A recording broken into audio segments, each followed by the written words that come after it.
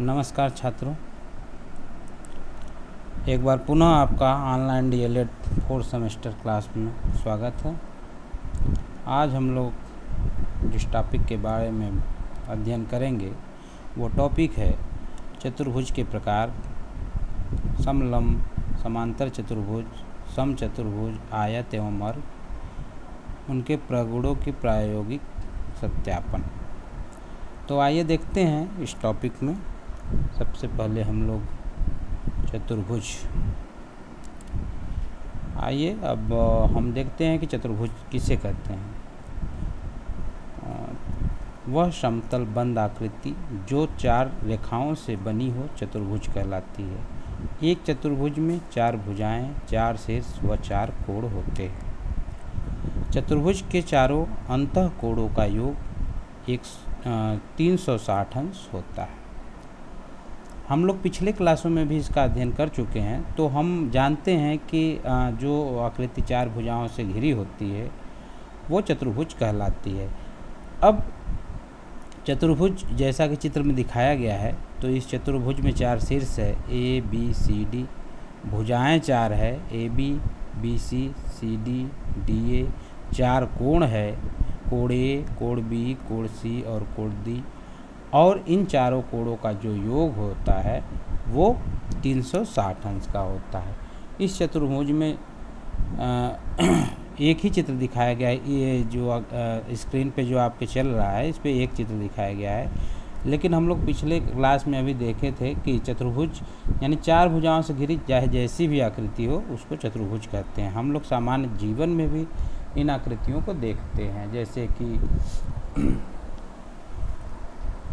आप पुस्तक देखते हैं, दरवाज़ा देखते हैं, खिड़की देखते हैं, घर की फर्श को देखते हैं, ये सारे चतुर्भुज ही होते हैं।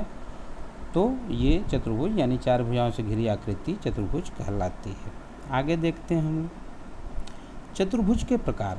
जैसा कि अभी हमने बताया कि चतुर्भुज 4 भुजाओं से घिरी चाहे जो भी आकृति हो वो समतल होनी चाहिए, वो चतुर्भुज कहलाती है। तो ये चतुर्भुज के कुछ प्रकार हैं, आइए देखते हैं। आयत, आप आयत के बारे में पहले से परिचित हैं, इसके बारे में आज हम लोग विस्तृत देखेंगे। वर्ग के बारे में भी आप परिचित हैं। समलंब, अभी हम लोग समलंब का एक चैप्टर पढ़े हैं, तो समलंब के बारे में भी आप परिचित हैं। समांतर चतुर्भुज, समचतुर्भुज और चक्रीय चतुर्भुज। तो इसमें जो नया चीज़ मिल रहा है वो चक्रीय चतुर्भुज मिला है, बाकी ये सारी चीज़ों से हम परिचित हैं। लेकिन एक बार पुनः इस अभ्यास में हम इसकी विस्तृत व्याख्या करेंगे। अब देखिए आयत।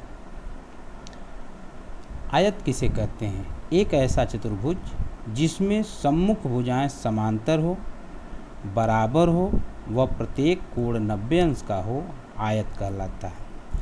ये आप जो चित्र आकृति देख रहे हैं, ये आकृति आयत की आकृति है।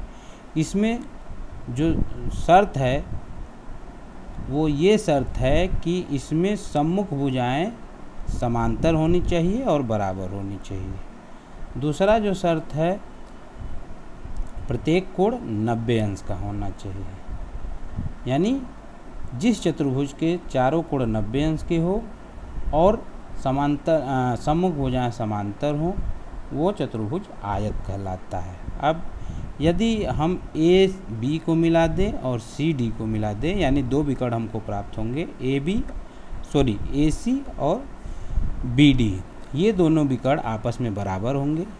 ये दोनों विकर्ण एक दूसरे को समद्विभाजित करेंगे, यानी बराबर की लंबाई में काटेंगे। तो ये हो गया आयत। आयत के कुछ सूत्र हैं, फार्मूले हैं, जिससे कि हम आयत का क्षेत्रफल निकालते हैं, विकर्ण निकालते हैं, परिमाप निकालते हैं। तो आइए देखते हैं आयत का क्षेत्रफल। इसका सूत्र है लंबाई गुणे चौड़ाई। आयत का विकर्ण यानी जो हम विकर्ण खींचते हैं, ए सी को मिलाते हैं, तो विकर्ण बराबर पाइथागोरस प्रमेय से लंबाई गुणे चौड़ाई यानी आधार गुणे ऊंचाई। तो वो आयत का विकर्ण बराबर लंबाई का वर्ग धन चौड़ाई का वर्ग करड़ी में। आयत का परिमाप यानी परिमाप क्या होता है? चारों भुजाओं का योग होता है। तो उसके लंबाई, चारों भुजाओं में 2 लंबाई होगी, 2 चौड़ाई होगी, 2 को कॉमन लेंगे यानी लंबाई धन चौड़ाई 2 बाहर आ जाएगा तो 2 कोष्ठ में लंबाई धन चौड़ाई है। और कमरे के चारों दीवारों का क्षेत्रफल होता है 2 कोष्ठ में लंबाई धन चौड़ाई गुणे ऊंचाई। ये होते हैं आयत से संबंधित प्रमुख सूत्र। इन सूत्रों को आप याद रखिए। एग्ज़ाम में, किसी भी एग्ज़ाम में, कॉम्पिटिटिव एग्ज़ाम में ये सूत्र आपको बहुत ही काम आएंगे, अतः इन्हें याद रखिए। अब देखते हैं हम वर्ग, स्क्वायर। वर्ग आयत का एक परिवर्तित रूप में। आयत और वर्ग में बस इतना अंतर होता है कि उसमें जो सम्मुख भुजा होती है वो समांतर होती है, परंतु इसमें 2 कंडीशन है। पहला ये है कि सम्मुख भुजा समांतर हो और इसकी चारों भुजाएं बराबर होती हैं, उसमें ऐसा कंडीशन नहीं था। तो ऐसा चतुर्भुज जिसकी सभी भुजाएं समान हो, वह प्रत्येक कोण 90 अंश का हो, वर्ग कहलाता है। अब इसको भी आप ध्यान से देखिए। इनमें 4 भुजा हैं, चारों भुजाएं बराबर हैं। भुजा A B, B C, C D और ए डी बराबर है। 4 शीर्ष हैं, ए बी सी डी। इसमें भी ए सी और बी डी को मिलाया गया है तो 2 विकर्ण प्राप्त होता है। 2 विकर्ण एक दूसरे को समद्विभाजित करते हैं और इसका जो एक मुख्य गुण है कि इसके विकर्ण एक दूसरे को 90 अंश पे काटते हैं। यानी विकर्ण कितने अंश पे काटते हैं? 90 अंश पे। तो ये ध्यान देने वाली बात है कि वर्ग के विकर्ण एक दूसरे को जो समद्विभाजित करते हैं वो कितने डिग्री पे काटते हैं, तो वो 90 डिग्री पे वर्ग के विकर्ण एक दूसरे को काटते हैं। ये आप जरूर याद रखिए। वर्ग से संबंधित सूत्र, जैसा कि हम लोग अभी आयत से संबंधित सूत्र देखे, अब वर्ग से संबंधित सूत्र देखते हैं। क्योंकि वर्ग की चारों भुजाएं बराबर होती है, इसलिए वर्ग का क्षेत्रफल बराबर लंबाई गुणे चौड़ाई। चूँकि लंबाई और चौड़ाई बराबर है तो इसकी एक भुजा गुणे भुजा बराबर भुजा का वर्ग हो जाता है। वर्ग का परिमाप 4 गुणे भुजा, क्योंकि चारों भुजाओं की लंबाई ही उसका परिमाप होती है। वर्ग का विकर्ण बराबर भुजा करणी में 2। अब भुजा करणी में 2 कैसे आता है? आप पाइथागोरस प्रमेय से अगर लगाएंगे तो भुजा का वर्ग 2 भुजा का वर्ग आएगा, तो भुजा बाहर आ जाएगा, करणी में 2 आएगा। तो ये हुए वर्ग से संबंधित कुछ प्रमुख सूत्र। अब हम देखते हैं समलंब चतुर्भुज। अभी पिछले क्लास में, पिछले टॉपिक में हम लोगों ने इसके बारे में ढेर सारे प्रश्न हल किए, ढेर सारी व्याख्या की गई, परंतु इसमें दिया है थोड़ा सा टॉपिक तो इसको जानना जरूरी है। एक ऐसा चतुर्भुज जिनके सम्मुख भुजाएं समांतर हो परंतु बराबर न हो, वो समलंब कहलाता है। अर्थात एक ऐसा चतुर्भुज जिसकी 2 विपरीत भुजाएं समांतर हो तथा विपरीत भुजाएं समांतर न हो तथा एक समलंब चतुर्भुज कहलाता है।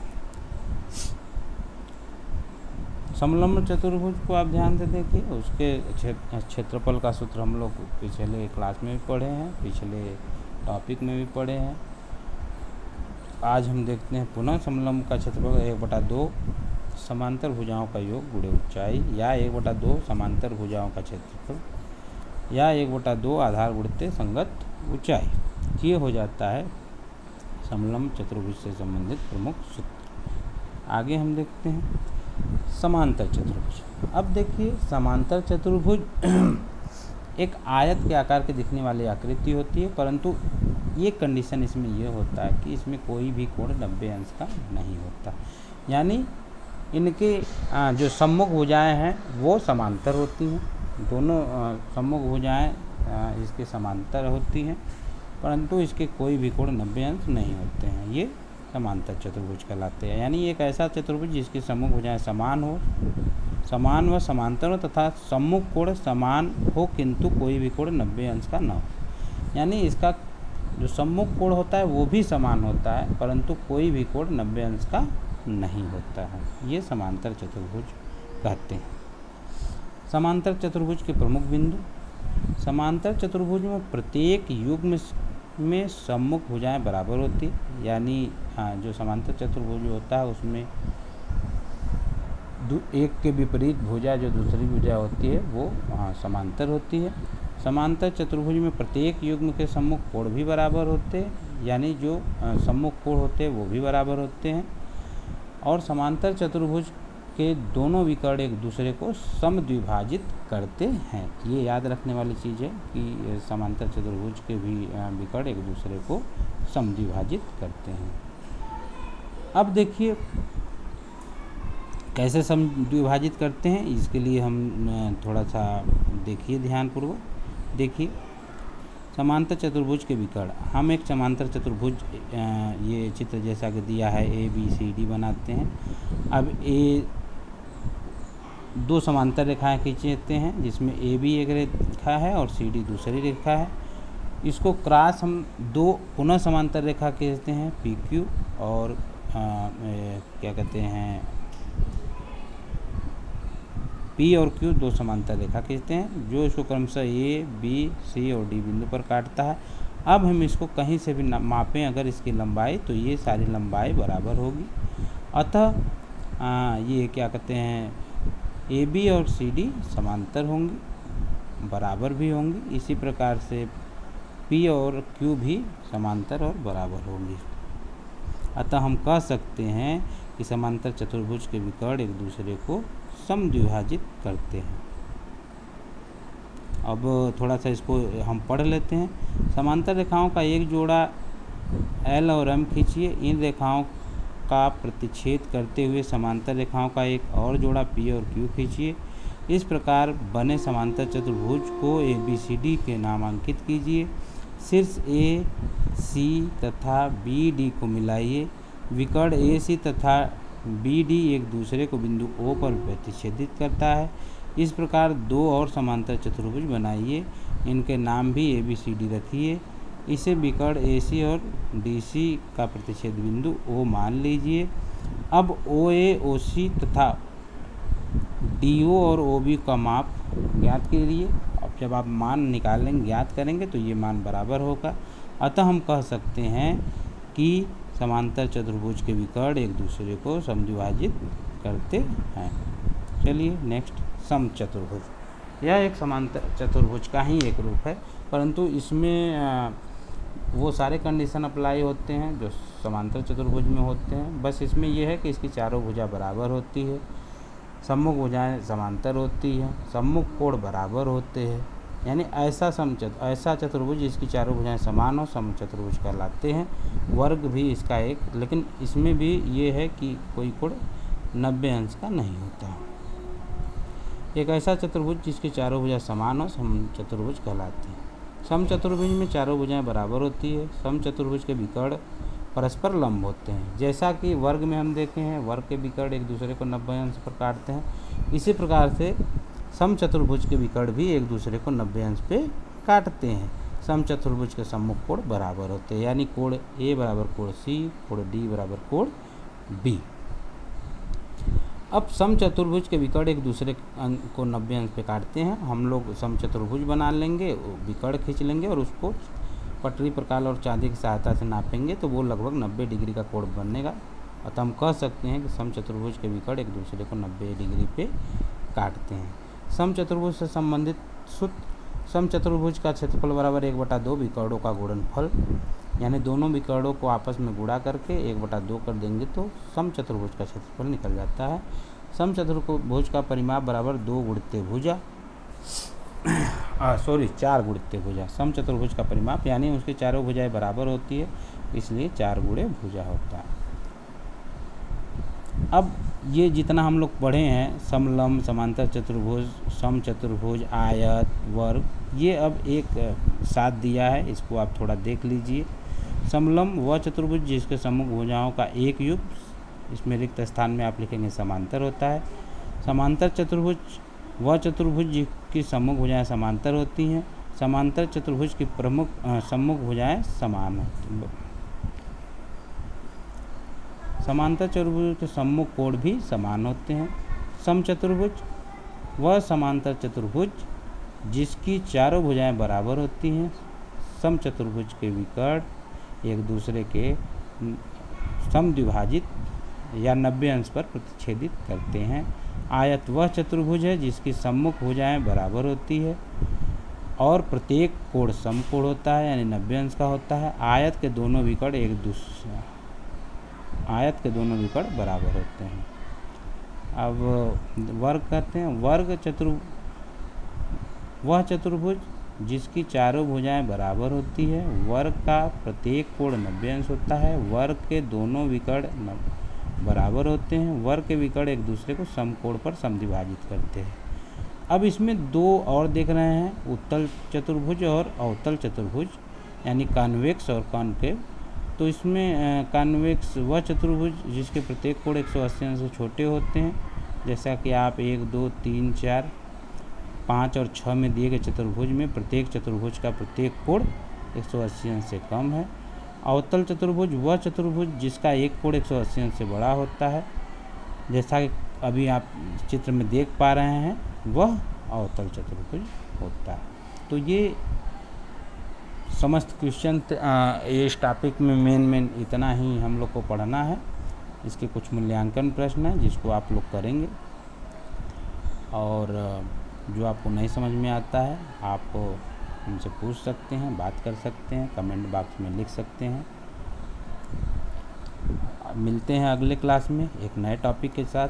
टॉपिक का नाम होगा चक्री चतुर्भुज। तब तक के लिए नमस्कार।